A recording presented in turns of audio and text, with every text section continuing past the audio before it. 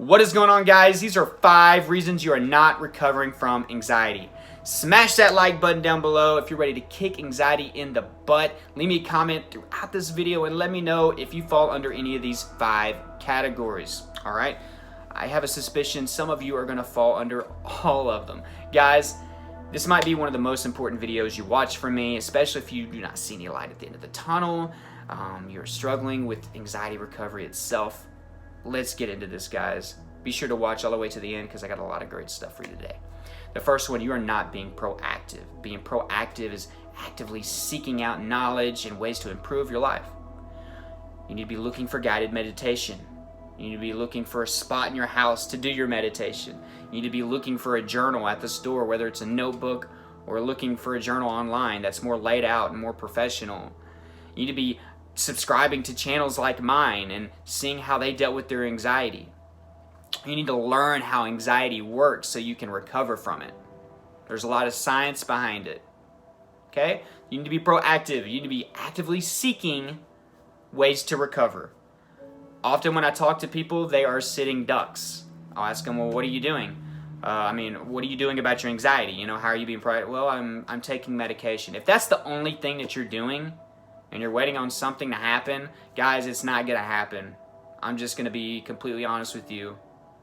99 times out of 100, that's not gonna happen, and that's still not a good statistic. Pretty much it's never gonna happen. You have to want it. You have to be proactive. You have to do it. You have to actually go out there and hustle and grind and do some work. Look for a therapist, look for a counselor, look for some training, look for a course. Okay, it's out there. This stuff is out there. Go find it. The next one, you are not accepting anxiety. And although this can be for any anxiety disorder, you can be in denial, but health anxiety and panic disorders especially, because we go through some rough physical symptoms. We may go to the doctor, get checked, but then we end up not trusting them. It doesn't matter how many tests we get. There's something wrong with us. There's something wrong with my body. You have to accept anxiety. You have to trust the doctors, and that's the only way you're going to move forward. How can you start working on your anxiety if you haven't even accepted it yet? You know what I mean? It sounds simple, but it's easier said than done, of course. It took me quite a while, probably 2.5 years to finally accept that it was just anxiety, because I had horrible health anxiety. I thought everything in the world was wrong with me, every type of cancer at once. I had like 27 cancers at one time, along with heart disease. I don't know how I came through. I don't know how I beat all that, man. I'm a G, I'm a champion, I'm a beast. You have to accept anxiety to move forward. Plain and simple. You have to accept it. The next one, guys. You are stuck in self-pity, feel sorry for me mode. And that sounds a little mean or harsh. I'm not trying to be mean at all. Am I trying to be harsh? A little bit, because sometimes I have to go to that next level to get through to some people. Now, I was in that position. And it's so much easier now that I don't have anxiety to look back and be like, man, you know, I kind of rolled around in self-pity for quite a while. And I get it now, and I understand.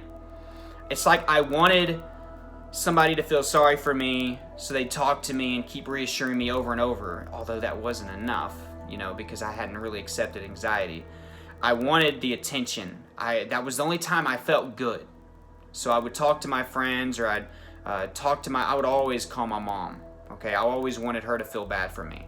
And I also would just feel sorry for myself. It's just a negative way of thinking. It's a pattern. It's a habit. And you keep doing it each and every day. And then it gets to a point to where there's no other way than negativity, self-pity, feeling sorry for yourself. You can't feel sorry for yourself. You got to work on yourself. Stop feeling sorry for yourself. I see it all the time, especially in the Facebook group. And the Facebook group is a great place to come join. By the way, that's in the description down below. Any type of anxiety disorder is welcome there. It is a great group. We're a great family. We help each other out. But I will see this sometimes. People constantly wanting acceptance and attention from others by putting feel sorry for me type posts. There's a difference between being positive, proactive, and feel bad for me posts. And I get that now. I'm not saying it is a bad thing, but it's normal with anxiety because I went through that. I wanted somebody to keep talking to me. And it's like, I would almost downplay everything that they say so they'd come up with something else to tell me. If it's something I had heard before and I wasn't willing to try it right now, I'd keep on saying, you know, feel bad for me, and keep giving me more ways until I got something I wanted to hear, which never happened. So you see, it doesn't work. So try to be more positive. Positivity is where your recovery is going to start as well. You have to get out of that way of thinking. Cheer up, stand up tall, smile. You just got to do those things. The fourth one, guys, this is kind of a funny one, but you are waiting for a miracle.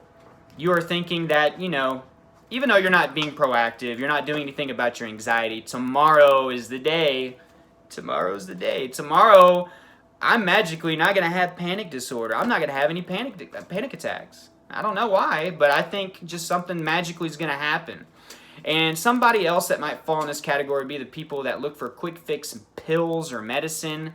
And I'm not going to throw people that take antidepressants into that category, really. There are really people that do need the antidepressants. I do realize that. I think most people don't, and people don't want to try everything out there. And I think everybody in general should try improving their life and their lifestyle before doing that. But some people do need it. But people that are looking for those quick fix courses, something that says it's going to fix you in a day or two, guys, it is a long process. You are not magically going to be better tomorrow than you were today if nothing changed, if you didn't do anything about it, if you weren't doing the things that I mentioned not only at the end of my videos, but at the beginning of this video, if you're not being proactive, if you're not trying to gain any knowledge, if you're not trying to actively seek recovery options and ways to recover from anxiety, the miracle isn't going to happen. I'm a believer in God himself, but I still feel like unless he just comes down here and gives you some miracle cure, I just don't think it's going to happen. You have to work at it each and every day, guys. And I'm not saying that to discourage you. I'm just telling you that if you've been waiting for this miracle and you've been highly disappointed each and every day, there is good news. You can work for something and get it. You can work for it. The last one, guys, you refuse to change your lifestyle. This one bugs me so much. But I'm a patient person, and I will continue to talk to people about it. I get messages a lot in various networks, so you can join all those down below. I get messages on Snapchat, on Twitter, on Instagram, on Facebook Messenger, in the Facebook group, my personal Facebook. I accept friend requests on there at times. But I get messages all the time. That's what I'm trying to say. And they'll tell me this and this and that, this and that, and this and that. And I'll say, well, what's your lifestyle? What's your lifestyle like? I like to open up with that because I want to see what I'm working with. 9 times out of 10, most of the lifestyles are bad. 9 times out of 10. I don't eat good. I eat fast food all the time. I was like, well, how often do you work out? Well, I can't work out. Why? I don't have any room in my house. Why don't you go outside? Oh, I'm kind of scared to exercise. Which I get that. I was scared of exercise too, but you have to work on that. Are you taking a multivitamin? No, I don't really have that much money.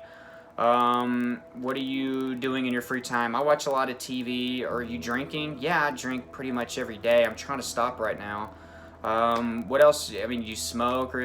Yeah, I smoke cigarettes. So what I'm saying is I'm not trying to be mean when I'm saying this. Most of you guys refuse to change some aspects of your lifestyle, whenever that might alone be holding you back. Maybe the alcohol is holding you back from recovery. Maybe the cigarettes are adding to your anxiety, and it would be much easier to recover if you would just cut back or quit. Maybe the terrible food that you're eating each and every day is contributing to your anxiety. Guys, what if all these in combination are still going on and you haven't even tried to quit any of them? What if you quit it? What if you quit all of those in combination? Think about the endless possibilities there are. Like, wow, you could like straight up just cure your anxiety maybe actually pretty quickly. Maybe in like 3 or 4 or 5 weeks, 6 weeks. A lot of people that have anxiety disorders straight up is caused by drugs or alcohol, just to let you know. If there is a quick fix out there, there are people that have anxiety disorders strictly because of drinking or using drugs, just by the way, FYI. So that's something, if you are doing that, try the other life. So change your lifestyle, guys, is what I'm trying to say. Change your lifestyle, make changes, tweak things, keep working each and every day. I like to set small goals for my lifestyle. Every few weeks, I will do something healthier. And then that way I build these habits up and up and up. And then over a long period of time, all these small changes equate out to something big. So guys, I hope you got some value out of this video. Sorry if I was kind of all over the place. I was trying to be as organized as I can be, as I could be. So yeah, like this video if you got value. Again, leave me a comment down below and let me know which one of these you are struggling with right now. Maybe we can talk about that. Join my social networks down below, guys. That's my Snapchat, my Twitter, my Instagram. Join that Facebook group that I talked about, a big family. We're over 1,400 members. We like to help each other out in that group. It's a great place to be. Any anxiety disorders, welcome there. Also, subscribe to my channel if you haven't. Hello.